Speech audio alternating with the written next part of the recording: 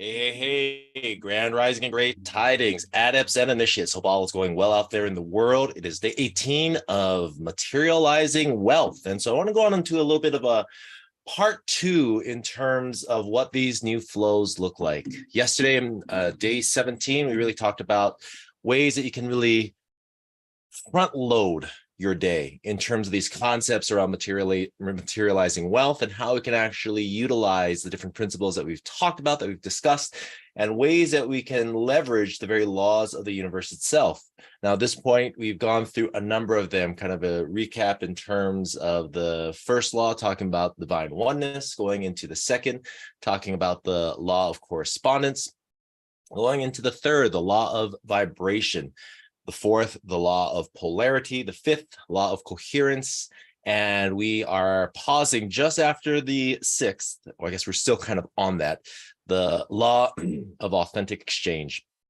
Now, as we look at all of these pieces, what we want to be able to do is work with each and every one of these and actually utilize it in a very real world, practical way. Yesterday, I talked about our morning rituals and those things that allow us to be in that flow state.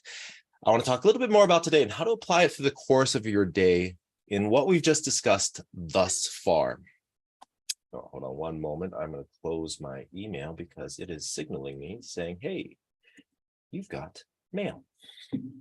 All right. And I want to do this because a lot of this can seem very theoretical, right? It sounds really great in theory. How is it that we apply it into practice? And being that I'm going through this whole process, I want to share what I've discussed thus far, and we still got more of these laws, 6 more, in fact. We're at the halfway point. And so I want to talk a little bit more about how we can apply what we've discussed so far. So you've got some things in your pocket that you can utilize here and now. Yesterday, as we talked about the first part in terms of those morning flows, going into ways to really provide context for the day, we can go even a little bit further through all of that. And this is kind of the way. So when I look at these morning flows and routines, the things that I really am looking at is 4 general parts to really focus upon. One, I want to connect. I want to connect not just with my physical aspect of self. I want to connect to that part of me, the subconscious and superconscious mind. And so, as I mentioned yesterday, first thing that I do when I wake up is I acknowledge that I'm awake. And then I go through my little love letter to myself. Each and every one of these, this is expressing gratitude. So I start off my day in gratitude. And then each and every one of these paragraphs are basically saying what it is that I desire, what it is that I am intending, what it is that I am truly wanting in my life. And I'm stating gratitude for already having it in my life. And so, for example, one of the things that I'm focusing upon right now, obviously, is wealth. And so one of the things that I look at is I now have, I'm stating it in the present tense, and then I state this in terms of the wealth and the riches that allow me to live the life that I truly want to live. And I go into a part in terms of just stating very briefly one sentence about that. And I state the emotions that come into play. Now, where this comes into effect comes into the first 3 laws that we've discussed so far. Divine oneness, that everything is, always, and shall be, exists here and now, and it's all connected. Correspondence, it looks at as above, so below, as within, so without. So I'm holding this energy within inside of myself, acknowledging it, seeing it, envisioning it, which then ties to an emotion, law of vibration. It creates a frequency that I beam out into the world. I go one step further as I stay there, eyes closed, and I do absolutely sometimes fall back asleep. However, I have an alarm that brings me back up and out, and I'll visualize it.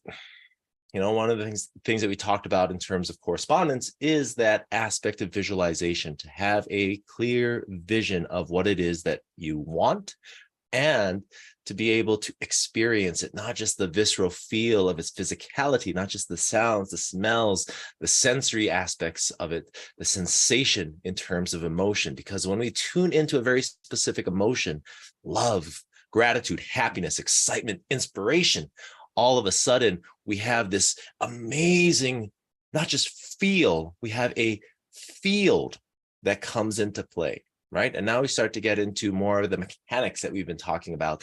And when we're in that state of openness, of depth, of breath, then all of a sudden things really start to unfold. And what it is that we are actively seeking is indeed seeking us as well. And we help to close that gap, especially in this state. First thing in the morning when we wake up, we're just coming out of that sleep state. And as we just come out of that sleep state, we are also in a more susceptible or suggestible state of mind. And so when we work with our vision, this is a prime time, just coming out of sleep and just going into sleep, for us to work with our vision crafting. Now, as we go through that, as I go through that, then that first part is to connect, right? After I get up and I'm out, then I go through my morning rituals. And then my next part is to align. Now, when I talk about alignment, that is to bring in this energy, to bring in this frequency of my higher self, if you will. And so I go through a process and protocol. Usually I'll sit in silence, still in that place of connection, cross-legged on the ground. And then I go through some very specific techniques that allow me to bring the frequency of my higher self into this very moment. And as I do, all of a sudden, I begin to circulate it. It's not just a matter of being able to connect with it. Alignment, if we kind of think of like a house of cards, right? We need to be able to build it in a certain way. And we want to take time, concentration, intention to be able to focus upon that. So I set that intention as I sit down and I bring that frequency in, and I go through several techniques that allow me to really be in that place and that space. Now, what allows me to do that is also getting into a better place of balance. I'm just coming out of bed, so I'm in already a pretty positive state. Some days, though, like this morning, I woke up and I had stuff on my mind. That doesn't usually happen. I usually wake up and I'm kind of a clear slate, which is awesome. However, this is a time of high potentiality as well as uncertainty. And so some of those more human emotions came up, and I woke up and I had stuff on my mind. So I wanted to balance myself. Now, when we come into this place of balance, now we start to go a little further into law of polarity, law of coherence, right? This balance aspect comes into a place when I'm imbalanced, then I can get into a better place of balancing. And that inevitably allows me the best opportunity for alignment. And so I'll go into places of breath work. I'll go into a space of meditation. And then as I find myself coming into a more harmonious state or coherent state, then I'm able to really align and go into that place of authentic exchange. Because as we look at that, right, as above, so below, as within, law of correspondence, the second principle that we work with, also goes within inside of ourself, right?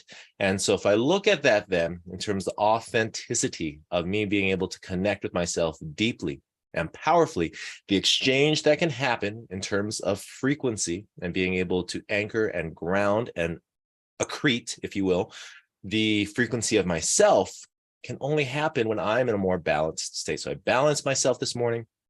I went into my protocols for alignment, came out of that, and then that last part, connect, and it kind of depends, balance, alignment. Sometimes I'm already in a balanced state, so I go straight into alignment and then I rebalance. In any case, after that alignment, we want to rebalance things because now we're integrating new frequency. And then lastly, we want to get into a place of expression. That expression is important because it can be something that is just less structured, more fun, more playful, more engagement. So what I do with my, going back to law 3, right, talking about the law of vibration, is I jam my playlist. So I start playing my playlist, and usually at this point, the boys are up and awake and I'm getting breakfast ready.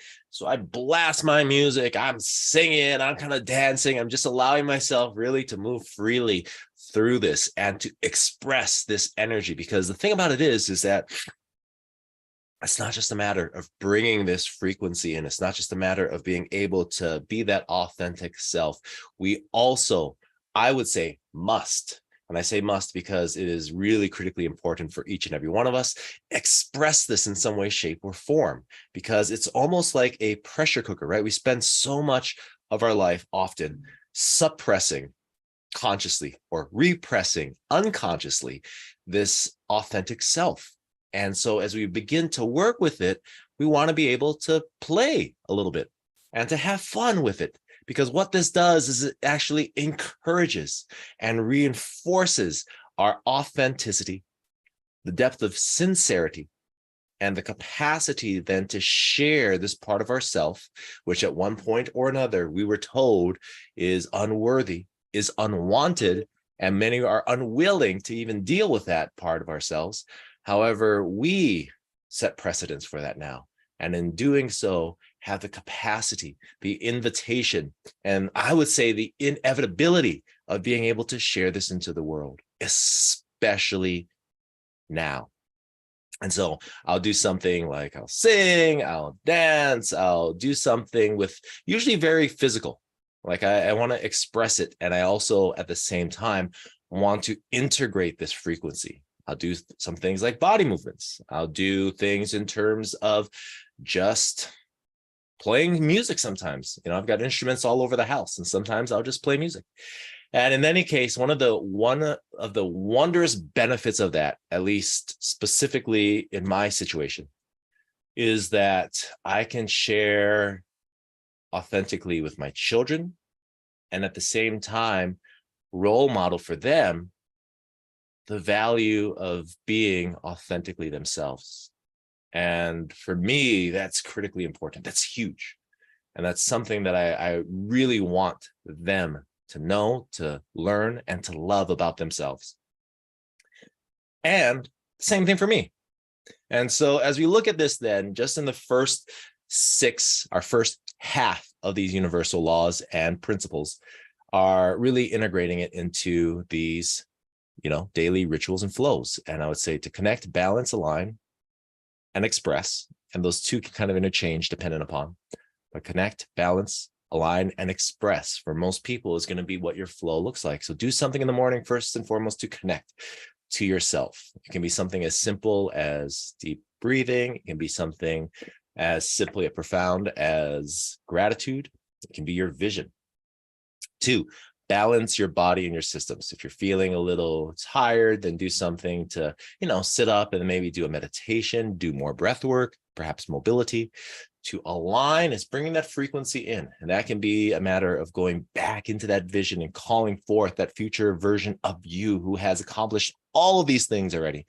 And it can also go into certain techniques and frequencies, whether it be sound or otherwise, just as sort of a backtrack, using things like tuning forks or frequency generators or things of that nature. And then lastly, then allow that to be expressed into the world, because it really helps in terms of the whole assimilation of that frequency that you have accreted and accrued, and allows it to be shared with others in the world around you. Now, we're going to continue with all this as we pick up tomorrow back into our laws, going in from where we finished off a few days ago in terms of the law of authentic exchange, and moving into the last 6 of these concepts in terms of materializing wealth and how to leverage the very laws of the universe in terms of creating liberty and a lifestyle of your dreams. That's it for now, though. Love and aloha. Take care, and ahui ho.